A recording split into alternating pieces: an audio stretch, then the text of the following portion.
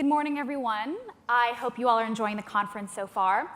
I know yesterday's luxury analyst said that sneakers were aesthetically questionable, but I am here to respectfully disagree. But my name is Anagha, and I'm an analyst here at CB Insights, excited to speak to you all today about the future of wellness. Before we start, I want to pause for a moment and ask each of you to think about what wellness means to you personally. Maybe it's a SoulCycle class, a nice candle, or an unsweetened almond milk ginger turmeric latte. Point being, wellness means a lot of different things to a lot of different people. And that makes it a massive opportunity, worth $4.2 trillion. And it's a multi-market mega opportunity, spanning sectors from personal care to personalized medicine.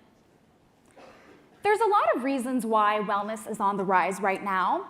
One that's often talked about is the millennial and Gen Z population placing greater value on health and well-being over other material goods and services. And the wellness industry is multifaceted. There was a great New York Times article circulating around the internet a few months ago that sheds a lot of light on the wellness industrial complex.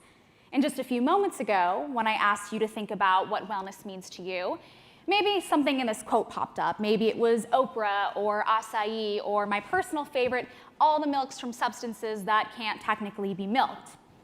Point being, wellness is affecting every sector and virtually every part of society.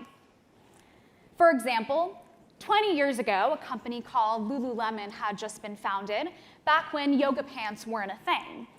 And last year, for the first time in United States history, imports of stretchy elastic pants outpaced those of blue jeans for the first time. So again, really showing how pervasive the wellness economy has become, making it a 24/7 phenomenon. Brands need to think about how they can cater to consumers' wellness journey at different touch points through their day, from waking up to falling asleep. So it really affects everyone in this room and beyond. So going back to our original question, what is the future of wellness? CB Insights developed the Next framework to help you think about the diverse trends happening across the wellness space and how to prioritize them. We're looking across two dimensions, industry adoption and market strength. And clearly there's a lot happening in the wellness space. We're looking at over 30 trends disrupting the wellness value chain, from supply chain and manufacturing all the way to distribution. And today I'd like to focus on two specific parts of our next quadrant that I think are particularly important. Necessary trends, which are high on market strength and industry adoption, and experimental trends, which might be low on market strength and industry adoption, but these trends have the potential to become tomorrow's necessary trends. So with that, let's dive into three necessary wellness trends that are mainstream, established, and that you should already have a strategy for. First, healthy fast casual dining. Now, it's no secret to many of us being in New York that fast food of today isn't what it was 5 to 10 years ago. And really, food is where wellness begins, and this is what Dr. Eddie Benzion of Dr. Smoot is saying in this quote. Investing in nutritious food is cheaper in the long run than treating disease. And the global fast casual market represents a big opportunity. It's expected to reach $67 billion by 2020. And a lot of the healthy restaurant chains that you and I know today are using content, community, and technology to differentiate themselves from incumbent brands and really turning themselves into lifestyle brands. Sweetgreen, for example, which just became a unicorn last month, is using blockchain for supply chain, as well as other initiatives. It even launched a music festival. So again, really doing things differently to garner that consumer loyalty. Another trend that's hot on people's minds is workplace wellness and healthier office spaces. There's a lot of players who have a stake in corporate wellness. Big corporations obviously want healthier, more productive employees and lower insurance premiums, while employees themselves are looking for healthier office spaces. a lot of benefits platforms are starting to partner more and more with wellness startups to offer these new amenities, from fitness trackers to stress management services and more. And offices are now becoming hubs for wellness, whether it's offering healthy foods and beverage while at work, or new co-working formats optimized for productivity and well-being in the workplace. Another area where wellness is really being infused is the travel sector. Wellness is being used to premiumize travelers' experiences. And this is happening across the entire travel value chain. Hotels and hospitality players, for example, can think about wellness as a way to differentiate and compete with Airbnb and other shared rental options. And fitness and wellness services are meeting travelers directly by heading to the airports for on-the-go services. Fitness-branded hospitality is also gaining momentum with big fitness players like Equinox and ClassPass launching hotels, luxury tours, wellness services, and more. Now that we've covered 3 necessary trends that are established, let's take a look at 3 experimental trends that have the potential to become tomorrow's necessary trends. And what these 3 trends show us is how big the wellness opportunity is, and as a result, how new products, services, and markets are being created that haven't existed before. First, looking at ingredient transparency.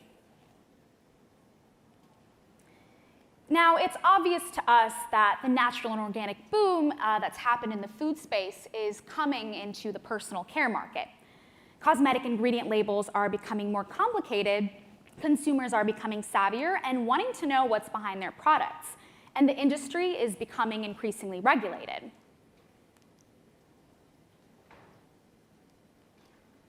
New products on the private market side are promoting ingredient transparency through ingredient apps, as well as companies like EpigenCare on the right that are offering epigenetics and artificial intelligence for personalized skincare recommendations. And with the momentum that ingredient transparency is having, bioengineered ingredients could be the future of cosmetics. Obviously, cosmetic chemistry is a very lab-intensive process, and new startups and technologies are using next-gen ingredient sourcing through biotech. For example, Ginkgo Bioworks has genetically engineered rose oil for fragrance applications, while Geltor on the top right-hand corner has produced animal-free collagen for cosmetics use cases. Sexual wellness products is another really interesting trend coming out of the wellness movement.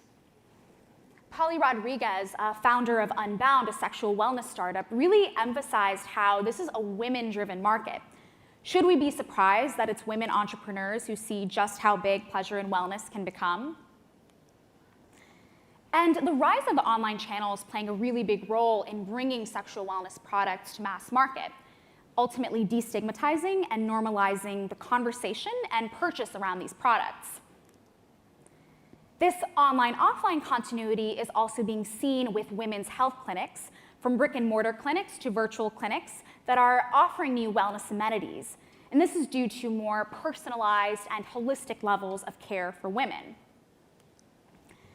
And now wellness has become so ingrained in our society that it's also coming for the pet care world.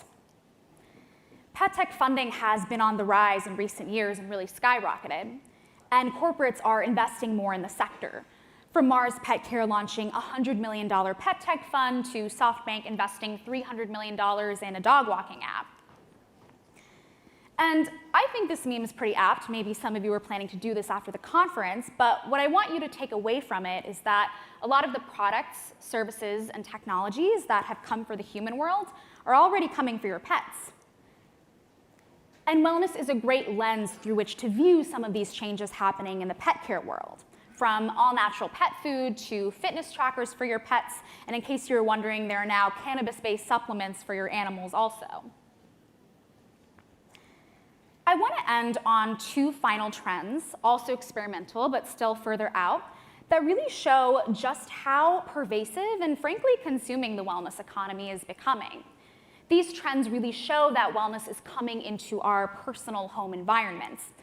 Connected advertising, for example, is allowing IoT or consumer data gathered from IoT-enabled devices to be used by brands to market wellness products and services. Obviously, this brings up privacy and security concerns, but for example, an Amazon patent where Alexa can proactively suggest chicken soup to a consumer who might sound sick or be sneezing. Wellness real estate is another really interesting trend. You have these multi-million-dollar real estate communities coming up that are being organized around principles of wellness, integrating smart home technology, farm-to-table dining, goat yoga, and more. But what I really want to emphasize here is that these trends show wellness is moving beyond just standalone products and services and is becoming more deeply embedded into our built environments. And that's just a drop in the wellness ocean. That's all the time we have for today. Please feel free to find me on Umbrella if you'd like to chat more about any of these other trends. I hope you all enjoy the rest of the conference. Thank you for listening.